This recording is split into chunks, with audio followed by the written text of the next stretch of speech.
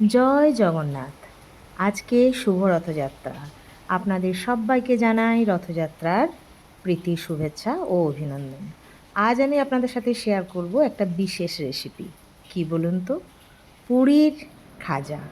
জগন্নাথ দেবের প্রসাদ বা ভোগ হিসাবে আমরা সবসময় পেয়ে থাকি এই খাজা।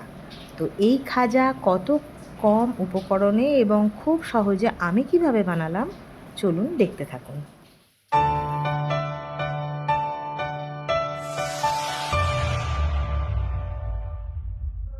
প্রথমে একটু ময়দা নেবেন, মানে 2 কাপ ময়দা নিয়েছি আমি।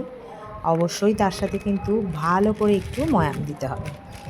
সেটা আপনি ঘিও দিতে পারেন, আবার সাদা তেলও দিতে পারেন। আমি ময়ামটা সাদা তেলই দিয়েছিলাম। তো সেই জন্য হ্যাঁ, আর মাঝে একটু নুন দিয়েছি, সেটা আমি স্কিপ হয়ে গেছে। তো ভালো করে মাখবেন। এই দেখুন, মাখাটা যখন হাতের মধ্যে আপনার বেশ মণ্ড তৈরি হয়ে যাবে একটা, তখন বোঝা যাবে যে ময়ামটা ঠিকঠাক হয়েছে। তারপর আপনি অল্প অল্প অল্প করে জল দিতে থাকবেন। অল্প করে জল দিয়ে দিয়ে মেখে, বেশি জল দিলে আবার পাতলা হয়ে যাবে, খুব বেশি পাতলা হওয়া যাবে না, একটু শক্ত শক্ত থাকতে হবে। তো এরকম একটা ডো বানানো হলো। এবার এই ডোটাকে কিছুক্ষণ রেস্টে রাখতে হবে।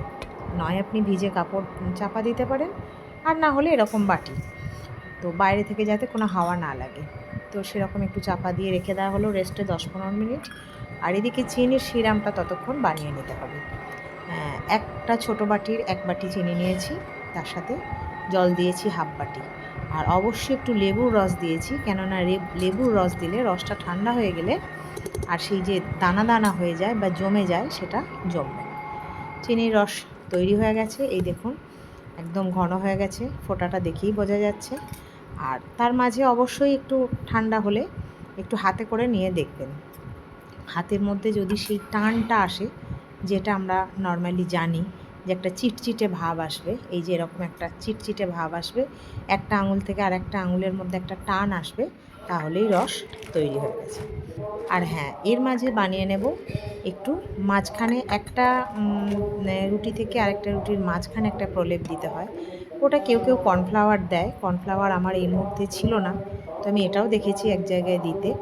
একটু ওই ময়দা আর সাদা তেল মিশিয়ে একটা মিক্সচার বানিয়ে রাখা, যেটা একটা রুটি থেকে আরেকটা রুটির মাঝখানে দিতে হবে, যাতে রুটিগুলো লেগে না যায় এবং ভাজার সময় বেশ সুন্দর একটা দেখতেও লাগে।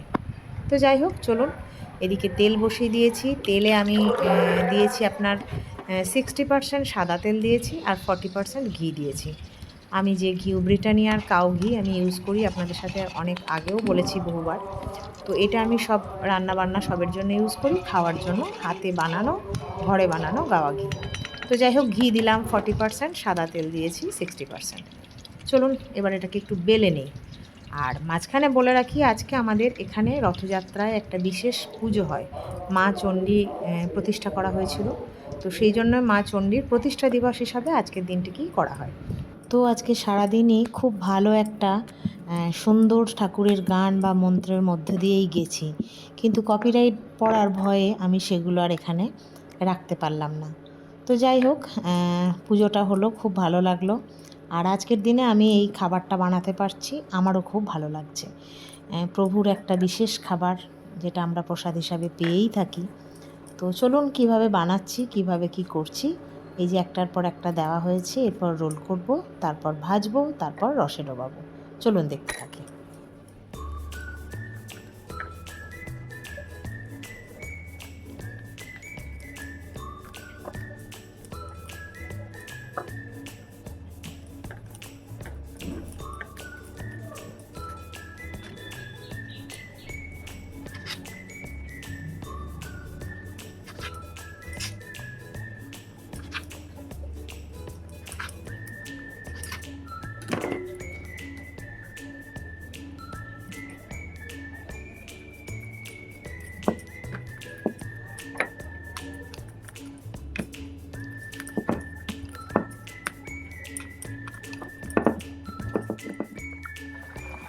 এই দেখুন, মোটামুটি বেলাটা কিন্তু ভালোই পেরেছি।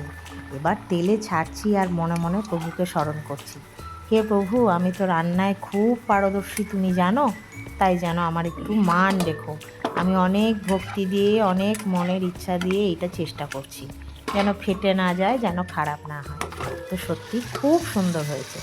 প্রভু আমার ইচ্ছা শুনেছি, আমার মন থেকে চাওয়া সেটা সফল হয়েছে। খুব ভালো হয়েছে। দেখুন লাল লাল করে ভাজা হয়ে যাওয়ার পর চিনির রসে ডুবিয়ে দিয়েছি এবং তারপরে যখন ভেঙেছি দারুণ দারুণ দারুণ নরম এবং জুসি হয়েছিল। খুব সুন্দরভাবে ভিতরে রসটা ঢুকেছে। তো আমার ঘরে একটা সুন্দর জগন্নাথের ছবি আছে, পুরী থেকেই এনেছিলাম। তো সেখানে গিয়ে প্রভুকে দেখিয়ে দিলাম যে দেখো প্রভু, তোমার আশীর্বাদ পেয়ে আমি কিন্তু বানাতে পেরেছি। তো যাই হোক, কেমন লাগলো জানাবেন। ভালো লাগলে ছোট্ট করে একটা লাইক দেবেন, আর বেশি ভালো লাগলে চ্যানেলটিকে সাবস্ক্রাইব করে সাথে থাকবেন, পাশে থাকবেন। আপনারাও সবাই ভালো থাকুন, সুস্থ থাকুন, আনন্দে থাকুন, ভালোবাসায় থাকুন। জয় জগন্নাথ।